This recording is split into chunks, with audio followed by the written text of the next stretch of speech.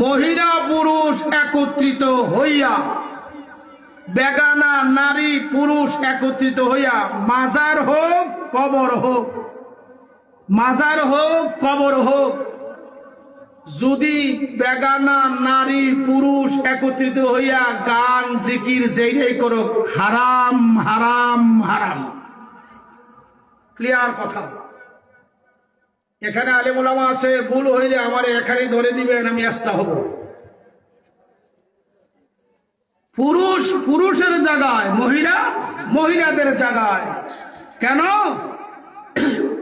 পর্দাকে শরীয়তে ফরজ করা হয়েছে। আলহামদুলিল্লাহ বলে না কেন? কি করা হয়েছে? হিসাবে ফরজ করছে পৃথিবীর কোন হিসাবে কে করছে? আল্লাহ। যে আল্লাহকে পাওয়ার জন্য আল্লাহর ওলিদেরকে উসিলা বানাইয়া তুমি মাজারে গেছ, ওই আল্লাহ তোমার জন্য ডিভাইডেড করে দিয়েছে, ভাগ করে দিয়েছে, পুরুষ পুরুষের জায়গায়, মহিলা মহিলার জায়গায়। তাই মাজার হোক আর কবরস্থান হোক, বেগানা নারী পুরুষ সেখানে একত্রিত দিয়ে জিকির আজকাল এটা জায়েজ।